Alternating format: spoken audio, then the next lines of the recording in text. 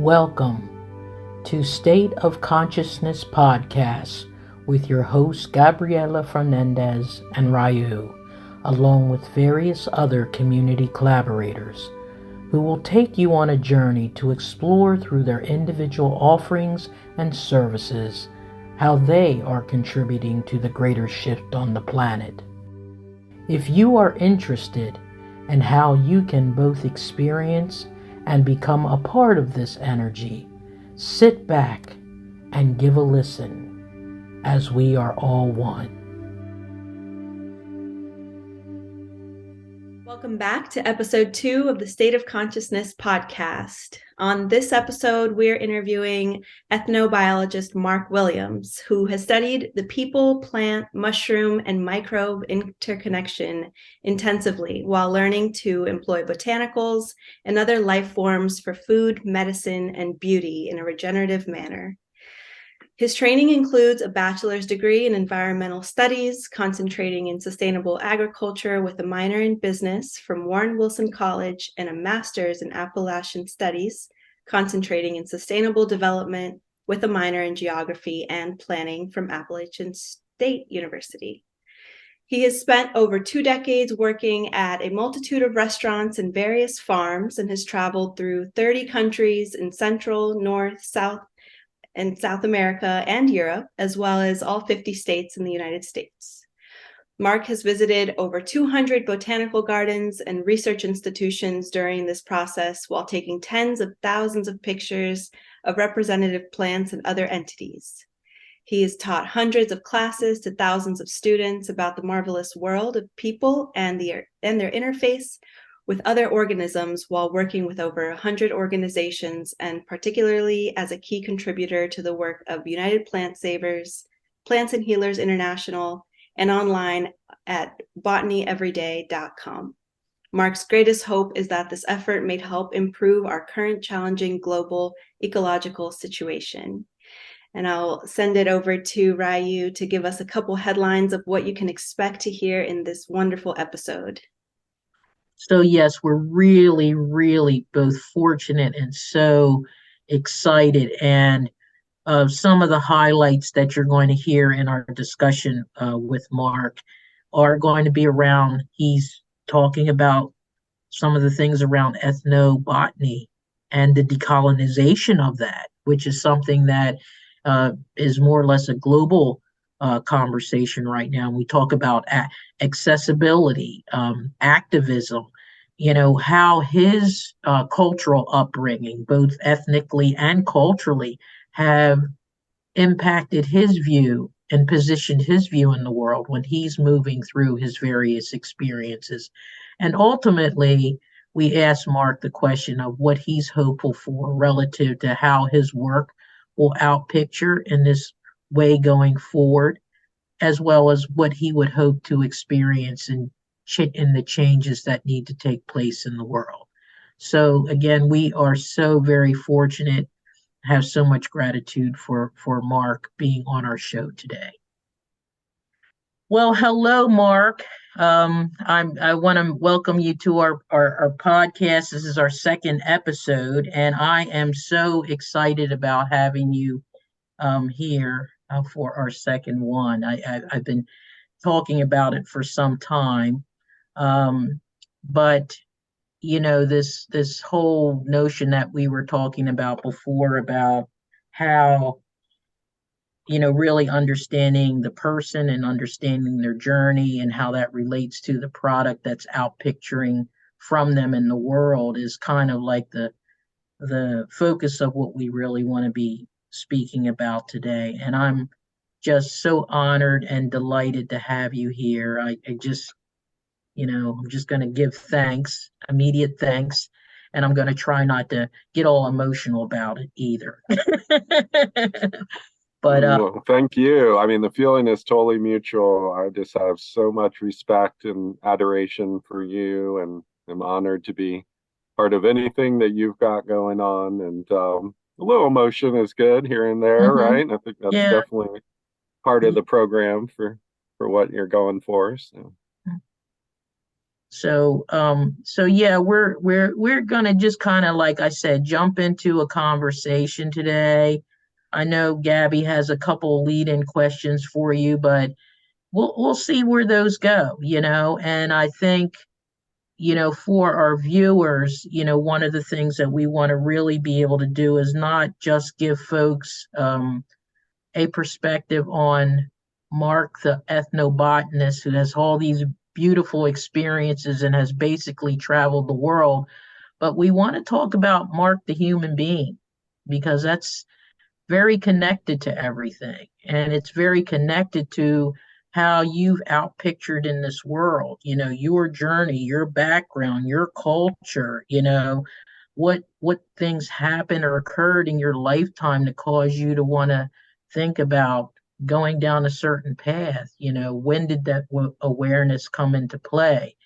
And certainly for somebody like you who has not only such a broad intellectual knowledge base coupled with so much experiential knowledge. There are a lot of folks out there have a lot of book knowledge, but they have not done the things that have done.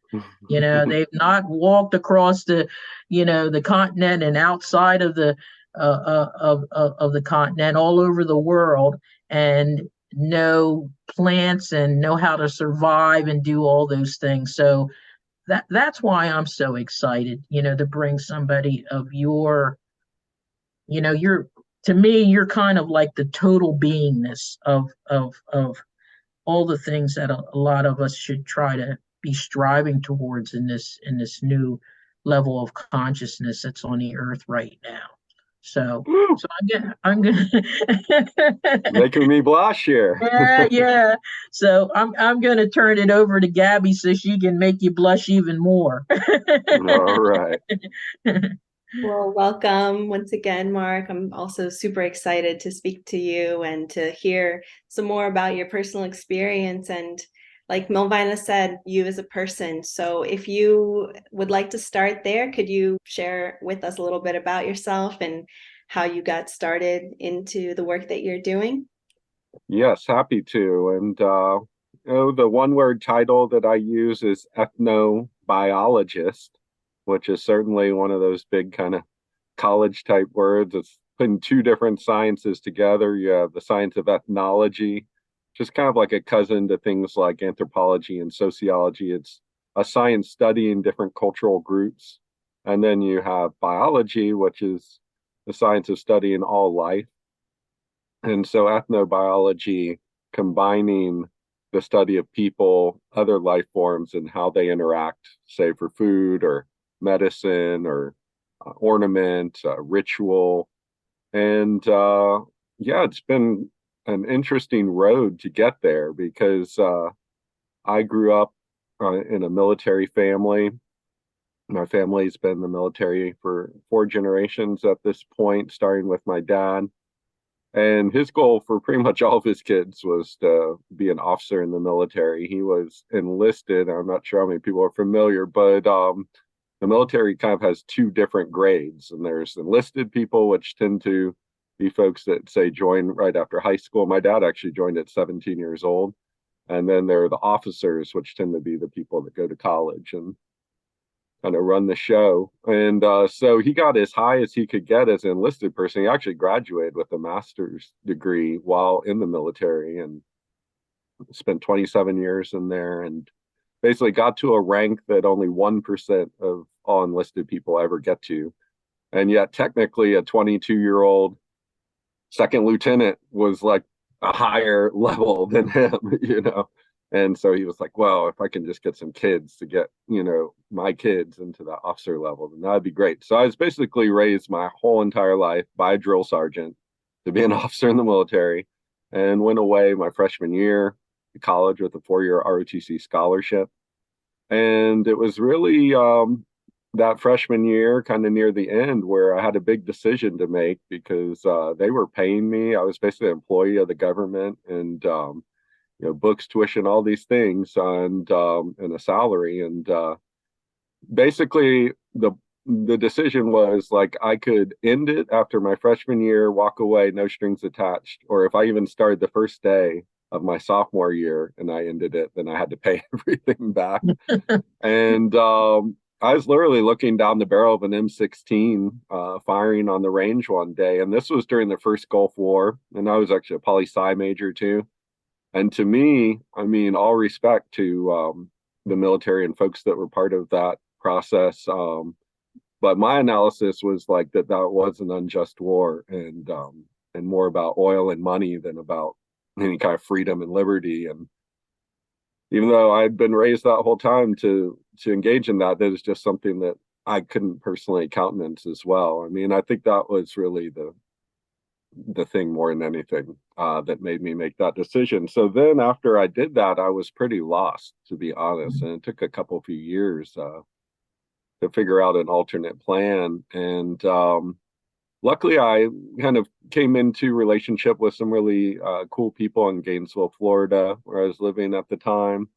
And really kind of learned about things like permaculture and organic food, and started working at an organic farm that supplied the restaurant where I was working. I'd always loved to cook, even from when I was a little kid. And even by the time I was 12, I grew up mostly just with my dad. I would be making the family dinners and all these things. And so I kind of fell into restaurant work, and then got turned on to this idea of local food and organic way before. This is in the 90s in Florida, before that was so popular. And a big part of that was also a 10-day Vipassana silent meditation retreat that I did in 1998. And halfway through that retreat, I really got this very clear message from Spirit, I would say, that was like, you need to understand where the food that you're cooking is coming from. And so I started working on this organic farm that supplied this restaurant. And one of my coworkers there started showing me some plants that were growing around the margins of the intentionally cultivated things, wild edibles and medicinal type things. And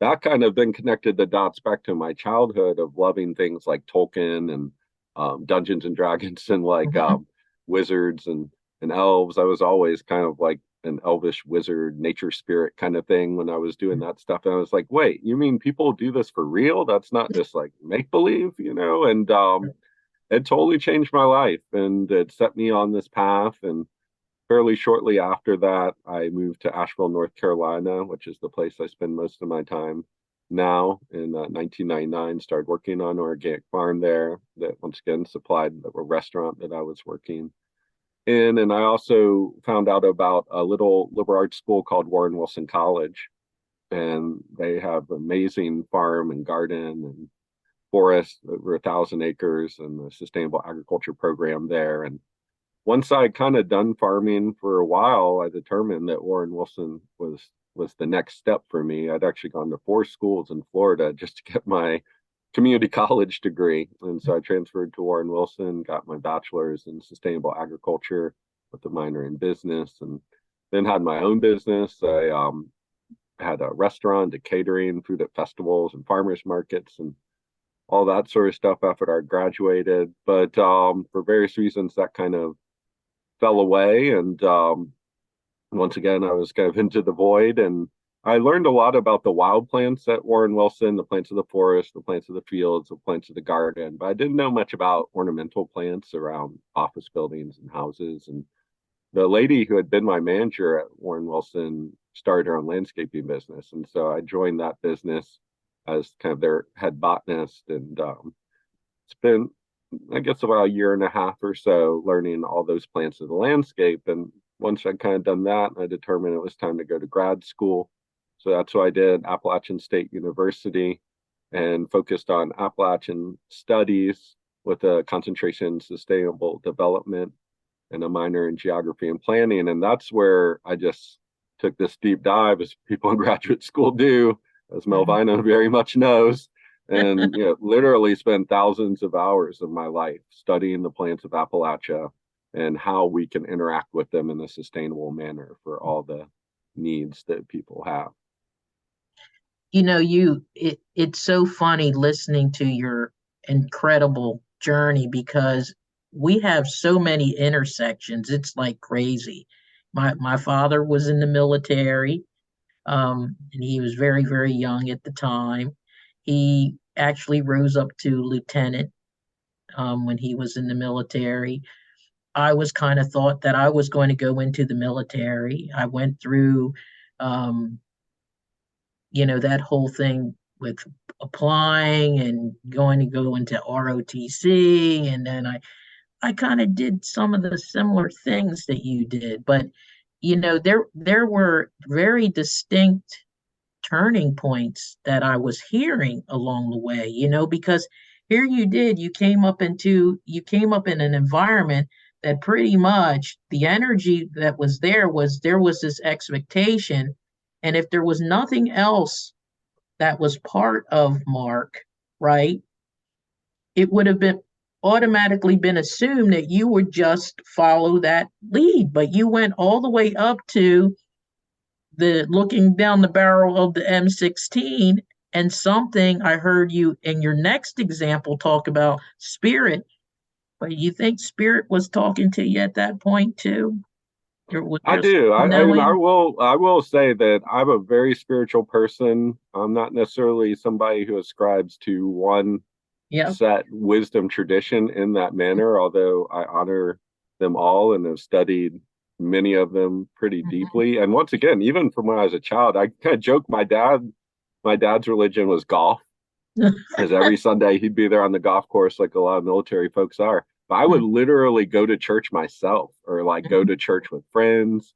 But I also had Jewish friends that I would go to their Right. temple things for their bar mitzvahs and bat mitzvahs. And yeah, and then as time went on, studying various wisdom traditions of Asian cultures and certainly of indigenous cultures of North America and other parts of Americas. And yeah, I feel like it's kind of been a quest. And Mhm. certainly where I find myself now, I feel like is this calling that is very much spirit led.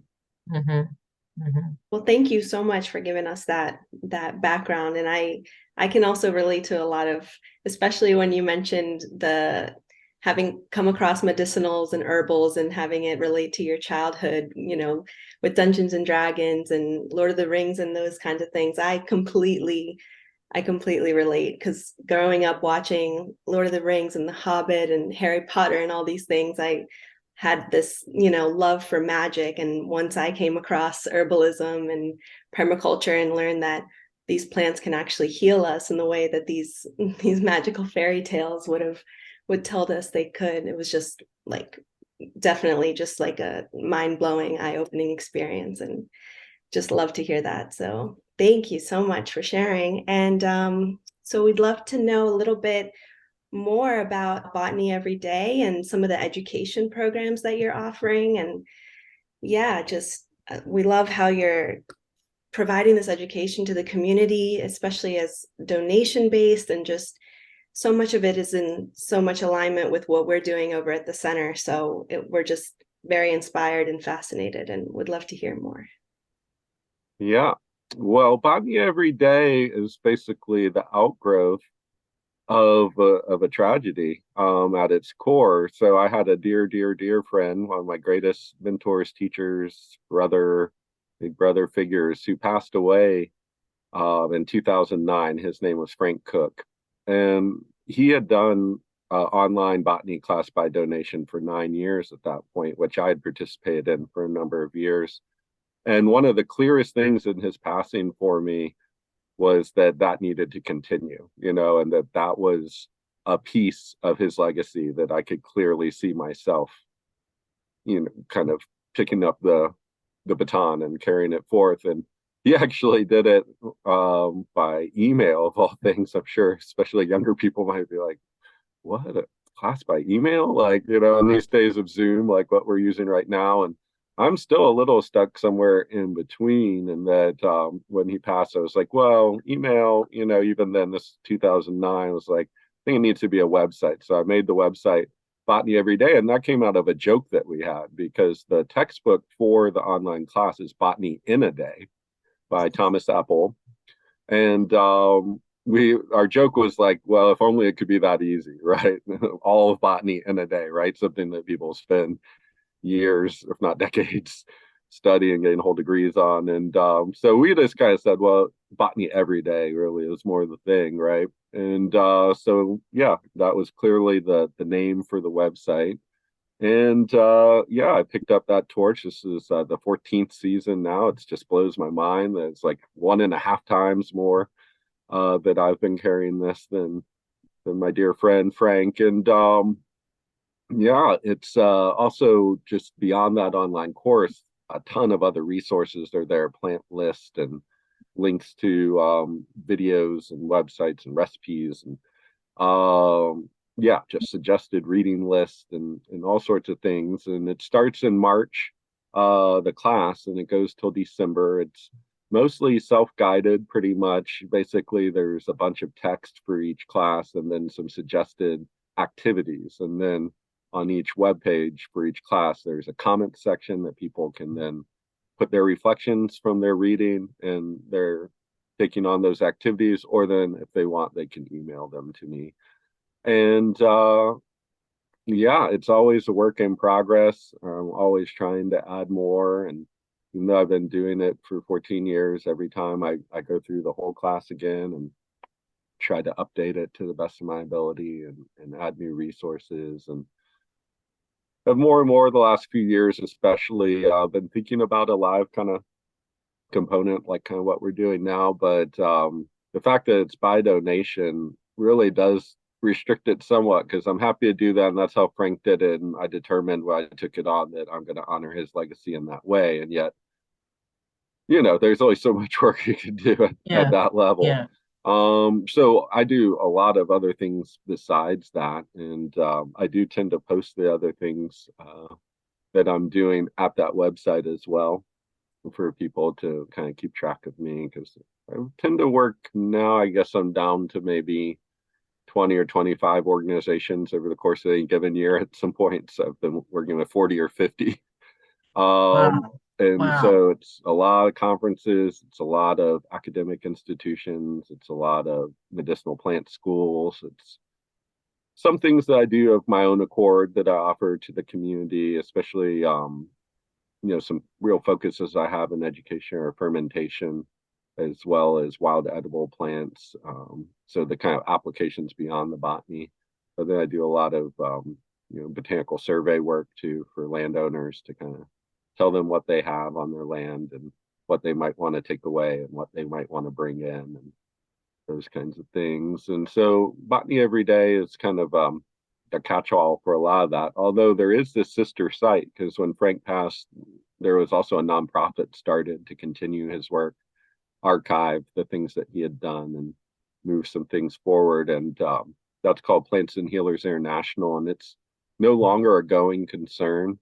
We've kind of disbanded in an official way, but the website continues, plantsandhealers.org. And that's also my only Instagram presence, although I jumped off of Instagram, I guess, around when the pandemic hit in 2020. But I put up 400 posts that I spent a ton of time on and have a lot of information. So those will always continue on as well. So I'll ask you, this is kind of like an open question, but I know often a lot of us in our community, who are doing a lot of this type of work, to make things accessible and available. We talk about this new way forward, which is not purely based on, I guess, capitalism sitting at the forefront of everything. It's more this equal exchange of something, right? This kind of like give and take. And a lot of times it's, folks are sharing knowledge and then things are coming back the other way in some way, where that energy it keeps moving. It's just not going one way, and it's not also segmenting certain people, from the population as a result of that. So what are your thoughts on, all this work that you're doing? And there's obviously something that's there's a mindset that you carry with this, and a hope that you possibly carry with doing the things the way that you're doing them. and the way the world is changing and shifting, and your way forward contribution to all of that, if that all makes sense.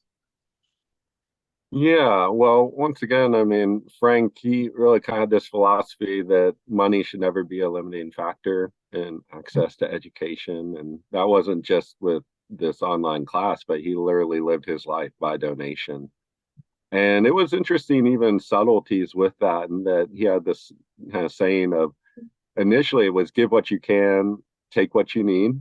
Mm-hmm. And I just literally witnessed so many times people give him so little Mm-hmm. for him giving Yeah. so much.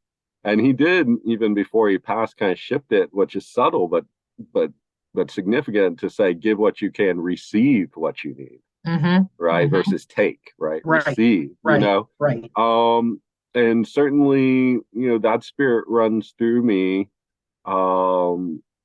Yeah, but without a doubt, I mean, something that is kind of inherent to sustainable systems, which my last 2 degrees being in sustainability, is reciprocity, right? Mm-hmm.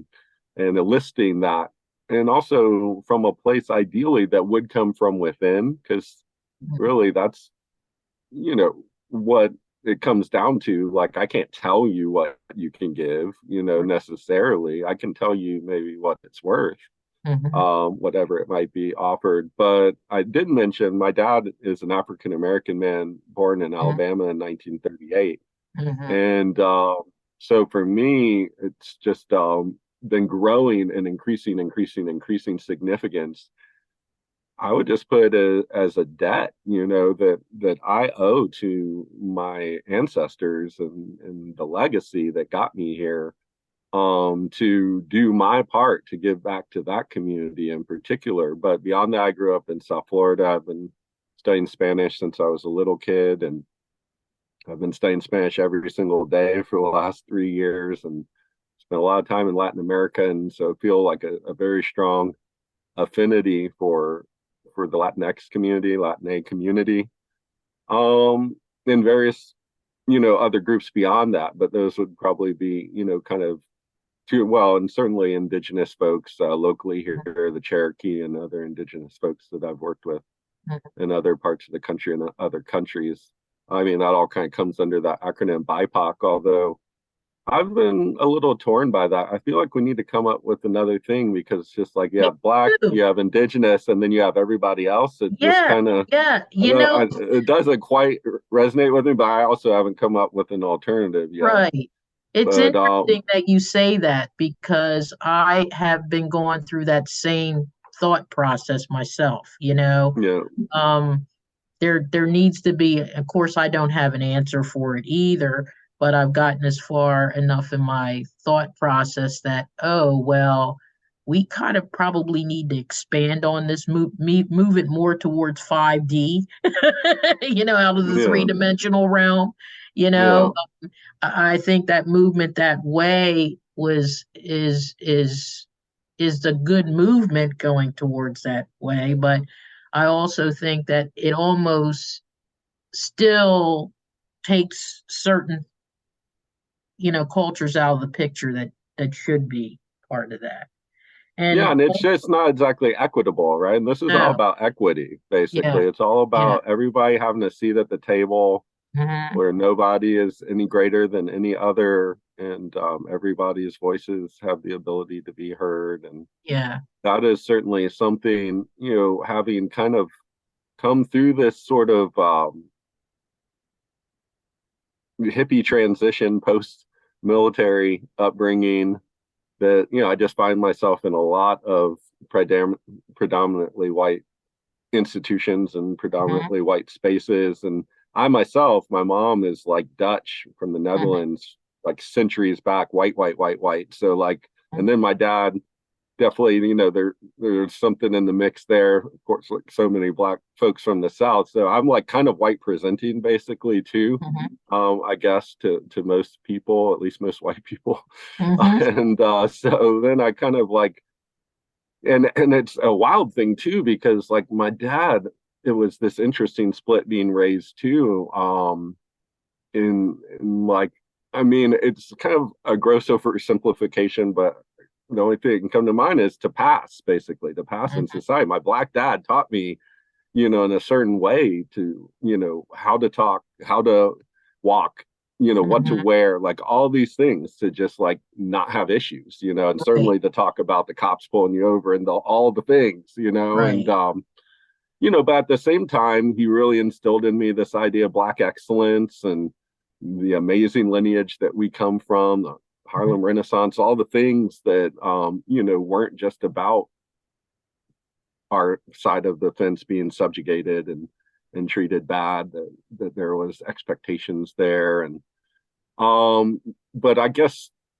it's been an interesting journey just because of how I present that I have been fortunate and privileged and not had to necessarily engage with some of the issues directly that folks with more melanin might. And I'm a little sad, to be honest. Like when I first started with my studies of ethnobotany and sustainable ag, that I kind of was content, to really be in these predominantly white spaces, and that's good enough, But then I go to say like a sustainable agriculture conference, 400, 500 people, and it's like, you know, um, almost all the attendees are white, and then almost all of the people serving the food or doing all the things, Mhm. are brown. And like you think about, well, with agriculture in particular, almost all the people doing that work are brown. And so it's just like Right. these things have just, especially say over the last,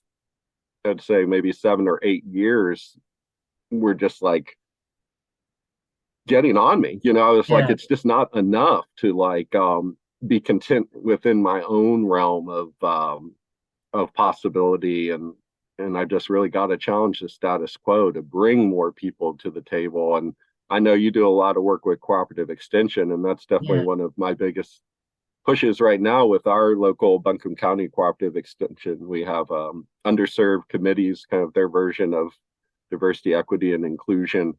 Mhm. That, once again, it's like mostly older white women, are Mhm. basically all the Right. master gardeners that I'm part of. And I'm definitely still one of the youngest people, even though I've been doing it for 20 years. Mhm. And definitely one of the few people of color, and definitely one of the few men. And so it's been interesting to see this kind of intersectionality of, yeah, the issues that we face on diversifying these Yeah. types of organizations and groups. But that's certainly something with them, with my work with the nonprofit United Plant Savers, which I was on the board for 3 years until December. A lot of work that I've been doing with them too. And yeah, I feel like kind of a big part moving forward, even more so, will only continue to grow and be like a core part of Mhm. my life, is to try to integrate different groups, and bring them to the same tent so that we can see Yeah. each other as people rather than as others. That what you just said is kind of like the pinnacle, right? Um, and that's kind of like the journey I have had as far as recognizing how important representation is and having a seat at the table.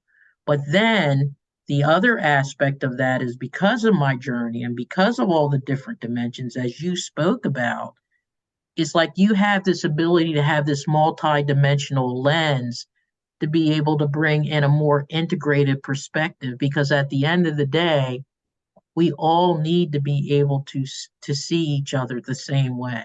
Yeah, we have, we're different ethnicities, we come from different backgrounds, different cultural backgrounds, but guess what, we're all human, right? What's it going to Yeah, take for our cosmic sisters and brothers to come down here and say, hey guys, by the way, you are one race? you yeah, know and yeah. that's The kind human of, race, yeah, right? we're the human race at the end of the day. Yeah, We are the human race, and I'm seeing this energy starting to move in such a way that that's being heard more, and that's why I think voices such as yourself are so incredibly important in this overall transition, ascension, or whatever folks want to name it, because you are, reflecting all these different dimensions of self, right? Through culture, education, all different types of things in your journey, and being able to take that full lens and a more holistic view and bring that to wherever you're going is going to be a very different conversation, a very different type of energy than somebody who's maybe focusing on one of those dimensions, right? And that was like what I picked up from you earlier on, and I thought, no wonder he's so effective with the work that he does. It's not just about Mark being this intelligent individual who knows plants, right, and loves plants. It's so much more than that. Um, and, to your point, I think as the journey moves along, to continue to take that and expand upon it, because I never really saw myself 10 years ago being more involved in getting into like the social activism side of things, because just Same. like you, I was like, okay, well, I'm doing all these things in my world to make myself be able to do what I need to do, but just feeling comfortable in that wasn't enough, right? Yeah. Because I was still experiencing certain things along the way, right? And those experiences started dictating to me, well, if I'm of this ilk and I'm having these experiences, but I have the ability to push through, what about the folks that don't have the same composition as me or don't have Yeah. the same doors to walk through, right? Yeah. So it's almost like the universe lead has led us down this path, and it's just a matter of, are we going to be open to that? But carrying that same heart space that we have all along, carrying all those different dimensions of viewpoints and views that you have that run just as deep as they do wide, and always bringing those to the table and being always gracious and loving and caring in your approach as far as how that's delivered. And people will respond to that. I've seen that even when they're uncomfortable, right? They're going to respond to that energy because they And know it's that gonna be uncomfortable. So yeah, yeah, you gotta, kind of yeah, balance the scales as it were with that mm-hmm, discomfort and yeah, lead with love, like you said, and mm-hmm, empathy. And then yeah, nobody's perfect. right, And in particular, kind of understanding people have blind spots. It's not maybe even necessarily intentional things that mm-hmm, happen necessarily sometimes. And yeah, yeah, that's something that I wrestle with a lot though, is how to hold those conversations, speak truth to power, tell mm-hmm, the hard things and still kind of not have people put up walls and feel mm-hmm, defensive and just get put off or something. And I'm mm-hmm, even thinking about that in this conversation now. I mean, especially in the politically charged environment that we live in this day and age.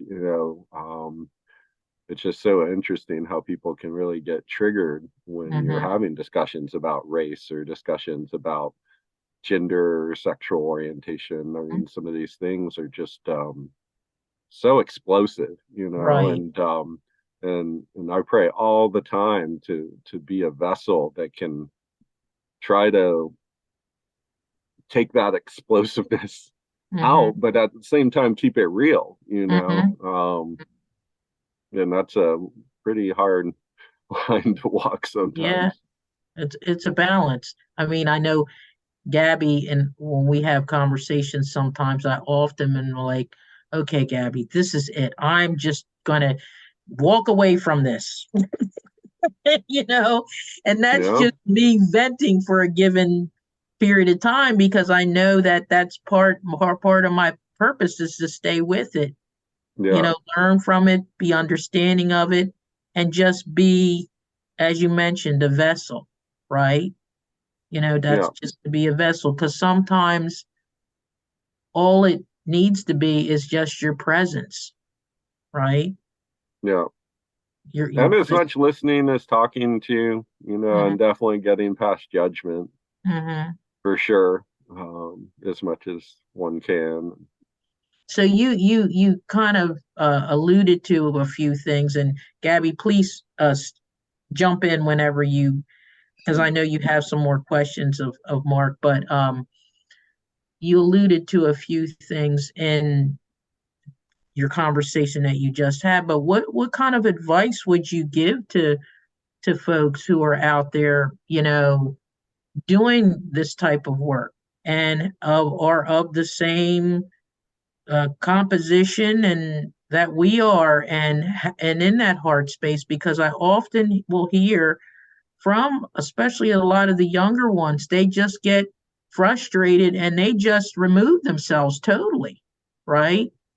Yeah. They're like, okay, I'm just going to go over here and I'm not even going to deal with it. But the challenge there is that when the choice is to disconnect, then there's not the opportunity for transformation, I think.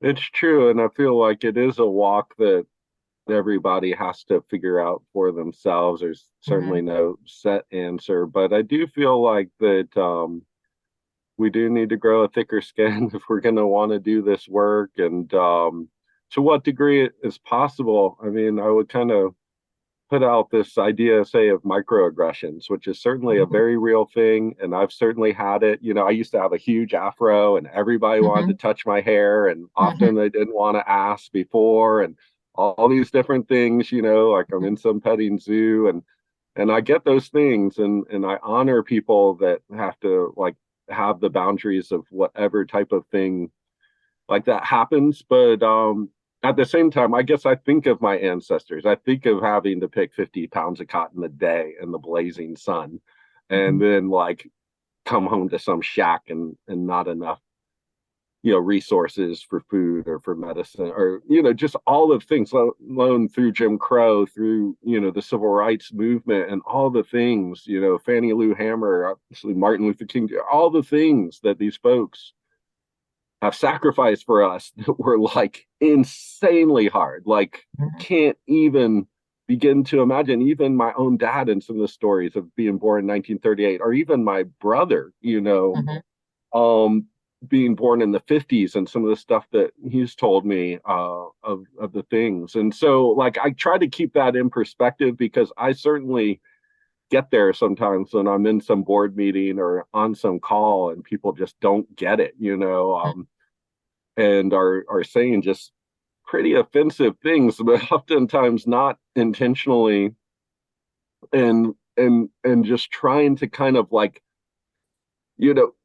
try to kind of just have that patience, have that like not like snap back, not be like, what's wrong Mhm. with you, not be like, just you fight fire with fire and the whole world burns. That's Yeah. something that I learned in that first Vipassana that I did. And that's not to say that fire isn't necessary and activism isn't necessary and standing up for yourself isn't necessary. But I think that there are times that we have to pick our battles and we have to be strategic and we have to look at the big picture as far as what we want to get across, and sometimes take it down a bit internally, for the bigger picture versus like just having to like push back at every insult, and Mhm. that can then ultimately get you nowhere, Right. unfortunately. Right. Often.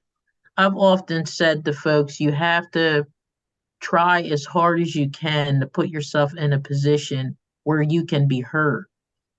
Because even if everything you have to say is valid and everything you want to say is valid, and it could cause great improvement, or better well-being or greater balance and equity in the world, if you can't get people to hear it, then you're kind of dead in the water, right? Yeah. Unfortunately, to your point, a lot of times you have to put up with quite a bit to be able to get yourself to be heard, right? Yeah.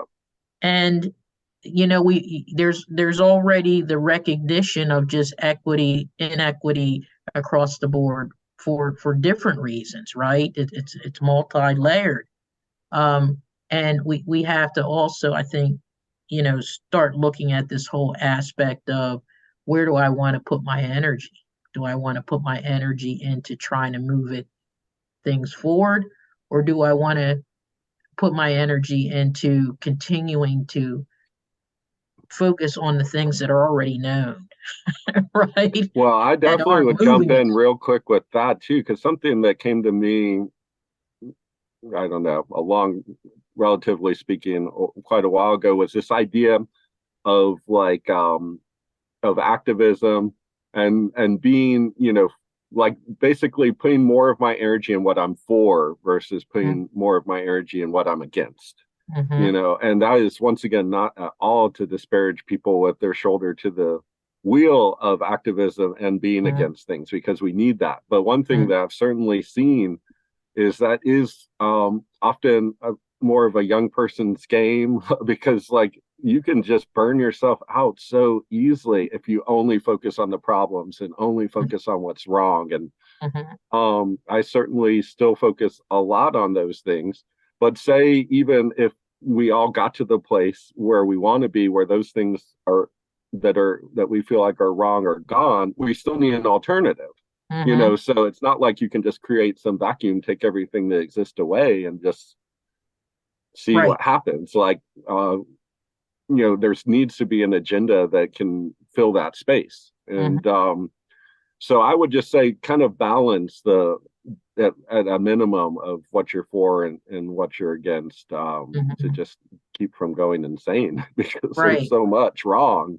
Yeah. And I don't think anybody can just focus only, on wrong or even predominantly on wrong for a super long time, without going going downhill. Although I say that, and then I think of the activists of old, where it was like, no, we're going to do this until we die, one way or another. And and a lot of that comes back to spirit, at that Mm-hmm. point, because it's like it, it literally doesn't almost feel humanly possible, to like keep your faith when you Mm-hmm. just are looking at the challenges that we face so often, Mm-hmm. without like resorting to some higher power that can like keep you going. Right. Right. I'm curious to know how you think ethnobiology can be an avenue for social change and it being about life forms interacting, with it being all kinds of life forms and talking about food security and all these things. Yeah, well, certainly. And I mean, this is a huge discussion within that science. And I was actually just having a discussion with some folks earlier today about some of these problems, but to kind of give you a little bit of the arc, like I would consider myself more an ethnobotanist, more specific with plants. So now I focus a lot on mycology, science of mushrooms and fermentations, more about microbes and all about preserving our butterflies and bees and other life forms. So that's, the more comprehensive biology, but the specific group, the academic group for ethnobotany, has just changed their name to the Society for Ethnobotany. And previous to that was the Society for Economic Botany. Wow. So it's really like literally, how can we colonize and extract and make use of things? And not to say that there wasn't a lot of great work done under that name. And especially as that science has shifted, it used to be basically white males that go to the other and describe their things for them and the rest of the world, and then present that, Mm-hmm. as who they are. And now the more kind of more common, but I mean that's certainly something, certainly a lot more women are doing this now too, but like it's like, well, let's raise a kid from within that group to have that skill set to then describe their plant uses and for them, who knows the culture and knows the worldview and knows the language. Mm-hmm. um and that's not to say, because I have so many colleagues, Lord knows if any of them will hear this per se from the academic world, that I think that people can do good work. I don't think it's either or, with other groups than the one that they're from. But Mm-hmm. it does feel like it's easier for it to be someone, well, I say it's easier, but of course, when you're from within the group, then you have your own issues, right? You have your own blind spots, you have your own biases, and it's hard to be, more objective. And luckily, it seems more and more clear that nobody is absolutely objective. It's just not possible as a human. But that used to be like, oh, you're supposed to be the reporter that has no skin and, no agendas or anything. And so it's a work in progress. But the conversation I got into earlier today that really gave me pause, I hadn't thought about, was thinking of ethnology as coming from ethnic, right?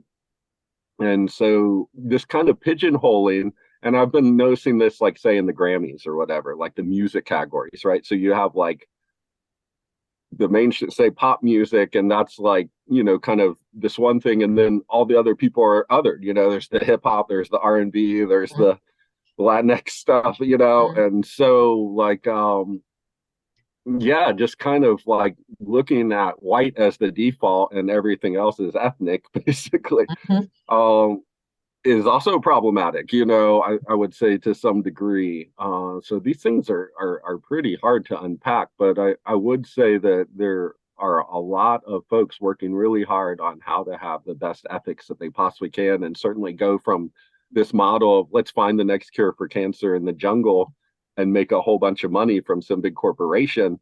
And even though these people knew that for thousands of years, they're still sitting there with, dirty water, pollution, or like no access to education or these resources. So benefit sharing, for instance, informed consent, so that there's a form that says, look, I'm looking to learn this from you, and you are agreeing to it, and whatever comes from that, there's going to be a giving back, versus like historically it would be like, well, I did all my study and then I presented it all in English. Now it's like, well, if you're studying with a tribe that is in the middle of the Amazon, maybe some of them speak English, but there's a decent chance that they don't. So that information also needs to be in their language too,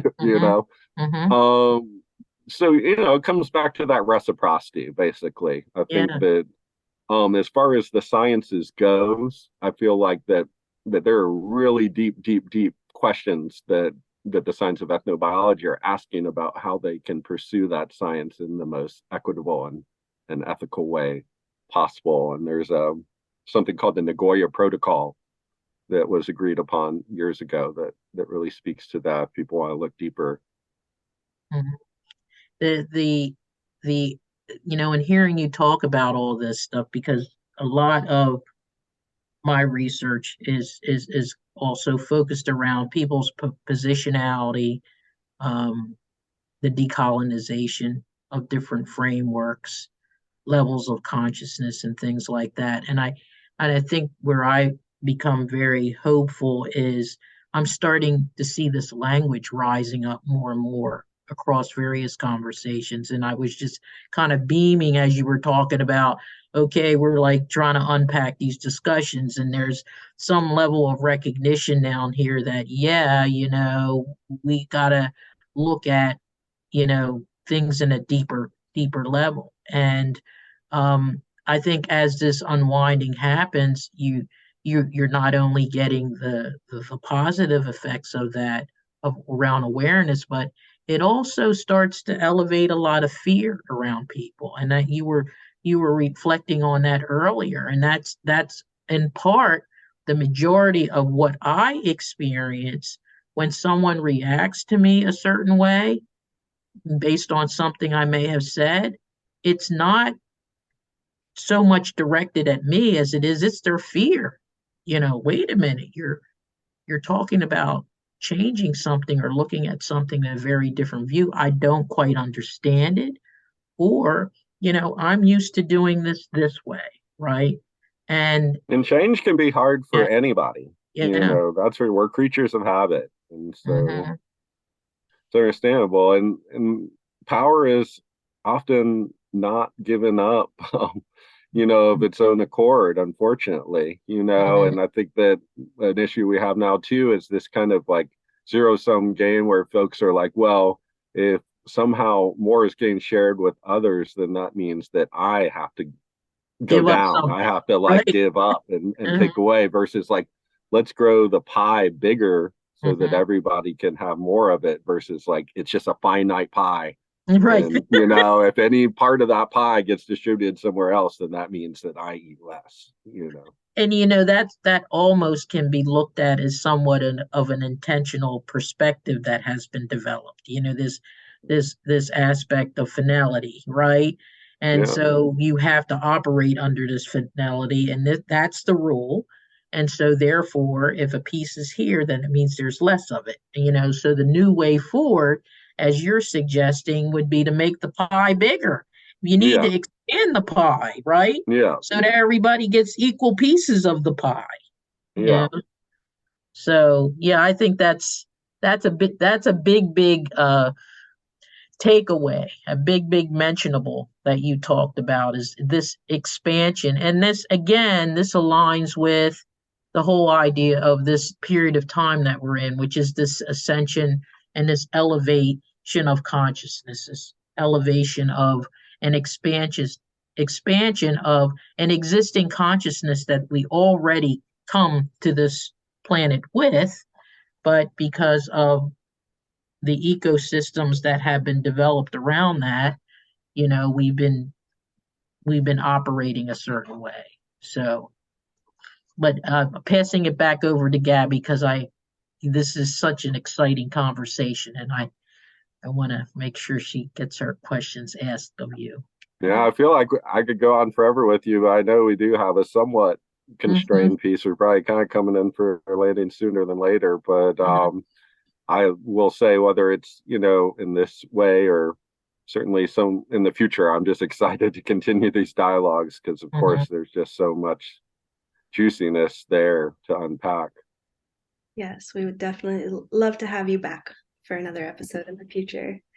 But coming soon to a close here, I'm just wanting to ask, why do you think the work that you're doing is important for at this time? And I know we've touched on a lot of this already, but like, why should everyone know a little bit about this, and how is it contributing to the world? And if you want to throw in a little bit also about what the future looks like, what do you think it looks like for your work and for what you're doing? I think you kind of really surmised it right there at the end. I mean, why this is important is because the future looks very dark to me, very crappy in a lot of ways. As somebody with 2 degrees in sustainability, I mean, we've been screaming from the rooftops like scientists are not want to do for decades now about, certainly climate change, as one of the bigger ones. But I'm kind of working on this manifesto of like the 30 some flavors of apocalypse.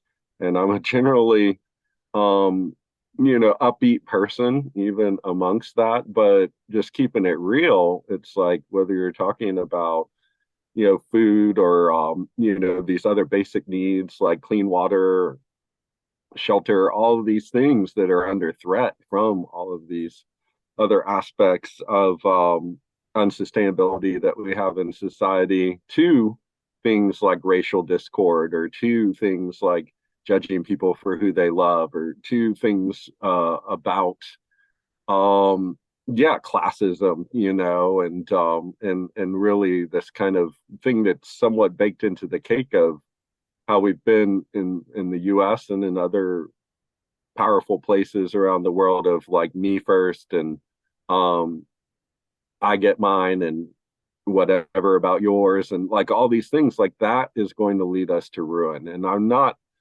one to say that it's going to be the end for all time for all people in any short-term way, but it is going to be really challenging in the next 5, 10, 20 years for a lot of people, for billions of people. I mean, it already is, right? I mean, we have like a couple billion people that don't have access to clean water, and at least a billion plus that don't have enough food to eat, and it's interesting. On the other side, then you have a billion plus that have way too much food, and then they have issues because of that, and so it's just really important in that it's all about balancing the scales. I mean, a saying that they have in my mother's country in Holland is that the truth is in the middle.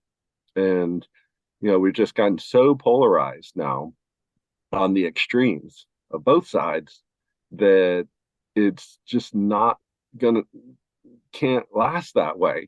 Something has got to give. And so, the last part of my bio is that I'm just trying to instill a better future for the challenges that we clearly face. And I feel like that's why this work is so important, and is the calling that I've been given. I mean, as much as anything, it is like a calling. I mean, it's not something that I necessarily intellectualized about why I should do it. It's just something that's like this fire burning from within. But I did give some ideas around having state sustainability, that intellectual piece too. But as much as it's about facts and figures and these kinds of things, I think it's also this like psycho-spiritual emotional piece, which I know Melvin talked about engaging with in this conversation, that I feel like we're bereft from. And I can relate with people, in particular when you say religion and there's like all of these triggers that come up about all the bad things that have been done in the name of religion. And yet I do feel like that without some sense of spirit, whatever you want to call that, then it's so much easier to retreat into the I and the self and the me, and to not see this bigger thing that's so much beyond yourself and so much more important ultimately, especially for time way beyond when we might still be here. Mm-hmm. Absolutely. Well, thank you so much for everything that you've shared with us tonight. And can you tell people if they're interested in connecting with you more or learning about your education programs, where they can find you online? Certainly, yeah. My main website is botanyeveryday.com. My email is my name, M-A-R-C, Mark at botanyeveryday.com. And so that's the best one, although plantsandhealers.org is another great resource too. And gosh, that just flew by, right? I just feel like some ways we're kind of just getting started. Well, we're definitely gonna have you back again, because this is and again, Mark, I just want to say thank you too. I mean, this was a very hopeful type of conversation, and you took it right where we wanted it to go. And I think it definitely demands, a sequel. And so we will be circling back around, and I will also be reaching out to you around some other things as well. But I am very heartfelt honored to have you here. I'm just this has just been such a wonderful conversation, and I know I'm gonna reflect back on this for the next couple days. So thank you again. Likewise. Thank you. I just am so inspired by you, so honored to be part of y'all's process, and look forward to hopefully many more times to be able to work through this and bring the joy, as much as the pain, it's like sunshine and rain, right? Right. We need it all, right? Yes, we do. Absolutely. The more that we can kind of harmonize those disparate forces, the better. Thanks for joining us at State of Consciousness Podcast. We hope you enjoyed spending time with us and look forward to the next time. Until then, if you'd like to stay connected, you can feel free to reach out to us via our website at www.innersourcewellnesscenter.com. There you will find links to our podcasts, our Facebook page, and our YouTube channel, as well as our mailing list. Stay connected, stay positive. Namaste.